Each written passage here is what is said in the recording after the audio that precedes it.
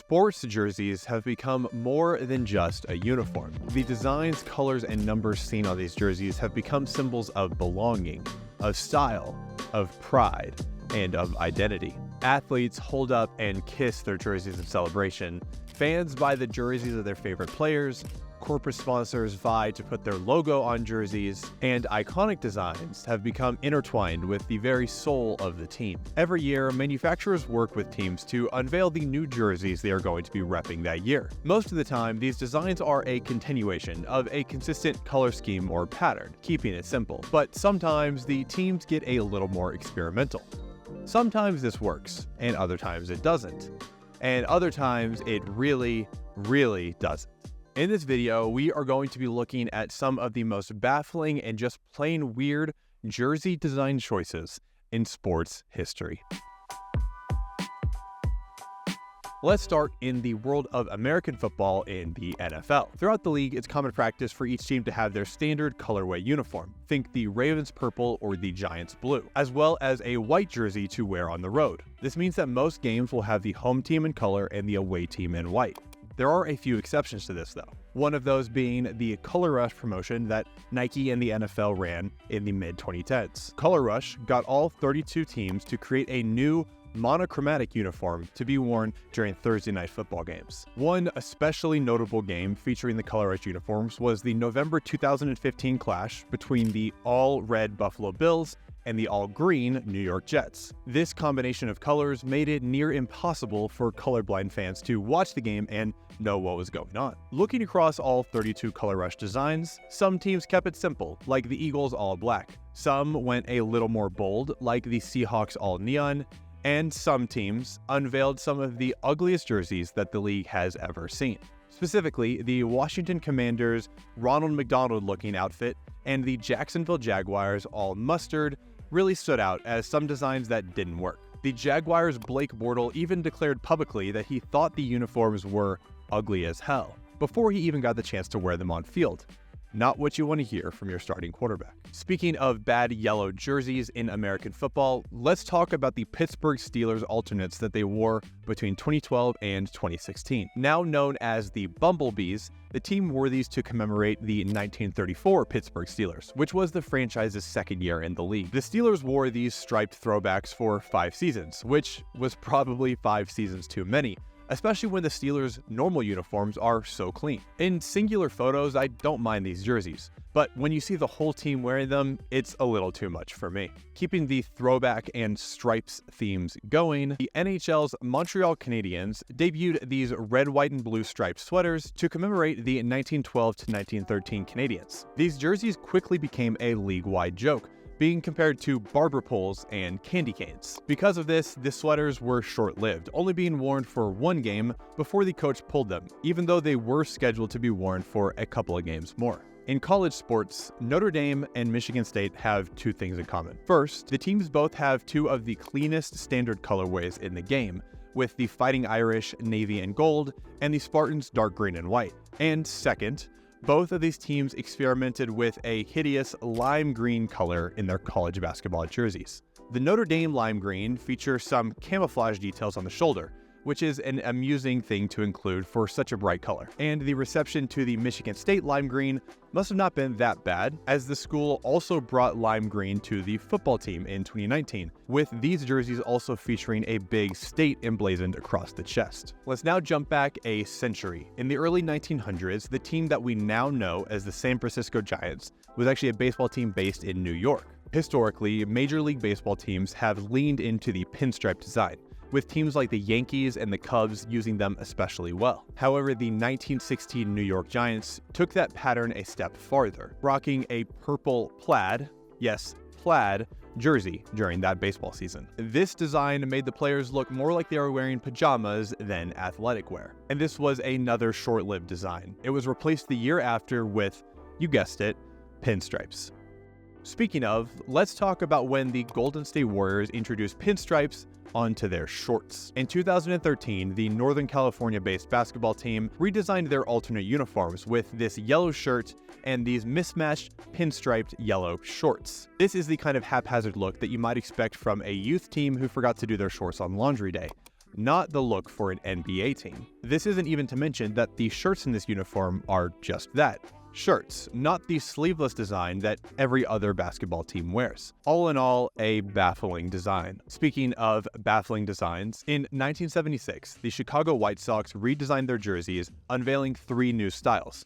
But the one that we most remember today is the one that included shorts. Unsurprisingly, the baseball world reacted with uproar at this choice. Owner Bill Veeck responded to critics, saying that he believed that shorts had an understated elegance to them. But there's a reason that baseball doesn't do shorts already. This is the same sport where players regularly need to slide on the dirt, and so the pants act as protection for them. When the White Sox took the field in their shorts, the opponents jeered them and the fans gave them a hard time. The team only wore these shorts for 3 games during the season, but they did win 2 out of those 3 games, and they were 8 for 8 in stolen bases. This is in comparison to their record in normal baseball pants of 62 and 96. So maybe there was something there. Either way, no MLB team, White Sox or otherwise, has brought back the shorts to the baseball field since then. Now, in doing research for this video, I often saw the MLB turn ahead the clock designs brought up as an example of a weird or ugly jersey. This was a design run in the 90s where teams introduced jerseys that were meant to predict what jerseys would look like in 2021. They're definitely bold and kind of out there, but I think they're pretty cool. Granted, they didn't do a great job predicting what jerseys would actually look like in 2021, but still, I think they're pretty cool. That said, if you like this breakdown of some of the weirdest jersey designs in sports, I can make a follow-up video about some of the boldest and best jersey designs. Let me know if that'd be something you'd like to see. But with that, we can move on to our next category of weird jersey designs, which are ones that, for one reason or another, experiment with textures. In the early 2000s, the Dallas Mavericks were a basketball team on the rise, spurred by a recent acquisition by billionaire Mark Cuban. As a part of that rise, in 2003, the team schemed up a new alternate jersey, featuring a metallic gray colorway, and they were going to introduce it during the first game of the season. On opening day, the Mavericks took court against the Lakers, and at first look, the jerseys didn't look all that bad. Maybe a little dated, but nothing too crazy. Then, as the game went on and the lights started shining and the players started sweating, the color started to look a lot more plasticky and a lot shinier. Combine this with the oversized look that NBA players were rocking in the early 2000s, and all of a sudden it looked like the Dallas Mavericks were wearing wet trash bags. Immediately upon seeing this after the game, Mark Cuban pulled these jerseys off the rotation and off the market, never to be seen again, save for living in a few Dallas fans' collections. Now let's go back again to the Washington Commanders. In 2012, they introduced a new throwback jersey featuring faux leather helmets, harkening back to the days of American football before we had the technology to try and protect players' brains. These helmets were, of course, still modern helmets, thank goodness, just with an unusual vintage overlay on top of them. They definitely stood out, but not really in a good way, especially on a modern football field. Let's now go overseas to Italy and the football club Napoli. In 2014, the Italian club revealed their new alternate kit, which was made of a material that they called perfect denim, basically a stretch denim. And yes, this stretch denim made up the shirt and the shorts. And this was for the sport where players are going to be running for 90 minutes straight. But why did they do this? Well, Napoli's head of operations, Alessandro Formisano, declared that he wanted the jersey to be a versatile piece of clothing, to be worn in work or in sports. Now, I highly doubt that anyone was wearing the Napoli denim kit to their workplace, unless their boss also happened to be a huge fan of denim and the Italian club. I also love that Formisano went to explain that they were inspired by jeans, as if there was anything else that they possibly could have been inspired by. For the final entry in this weird jersey texture section, let's again turn the clock back to the early days of Major League Baseball. In the 1930s, the big buzz around the league was that some teams were going to begin playing games at night. As with anything, this change brought lots of complaints. Some worried that stadium lights were going to hurt their eyes. Others worried that the stadium lights were not going to be bright enough. And one team owner declared that night games were a poor substitute for games during the day because the air at night wasn't as fresh as the air during the day, adding that high-class baseball cannot be played under artificial light. I always love hearing people from ages past react to new technological developments. Anyway, to combat these worries, some Major League teams introduced new uniforms made entirely out of satin. Namely, the Brooklyn Dodgers, Cincinnati Reds, and the Boston Braves all believed that having their teams clad in the shiny material would make it possible for fans to see the players on the field. The teams did eventually realize that 1. Athletes probably shouldn't be competing in the same material that you would make an evening gown out of, and 2. You could see the players just fine, even without satin. And so, these uniforms were eventually retired. But man, what an interesting time that was. And no discussion about weird sports outfits would be complete without a comment or two on the world of golf. With golf being a mostly individual sport, you might expect there to be tons of wacky outfits, as players don't need to stick to any team uniform standard. However, due to golf's history that is rooted in tradition, players often stick to a more conservative dress code. But there are a few that have broken the mold. We all know about Tiger Woods famously wearing red on the last day of the tournament, but what about Ricky Fowler wearing all orange as a tribute to his alma mater, Oklahoma State University? I'd of course be remiss if I did not mention golfer John Daly. He's had a number of crazy outfits over the years, but perhaps his most memorable is when he wore Hooters branded pants. And then on the other side of the formality spectrum, golfer Ryan Moore plays a lot of his rounds in a full vest and tie. And finally, during the now legendary 1999 Ryder Cup, when the American team led a historic comeback against Team Europe to win what we now know as the Battle of Brookline, during the tournament, the Americans were unfortunately wearing this.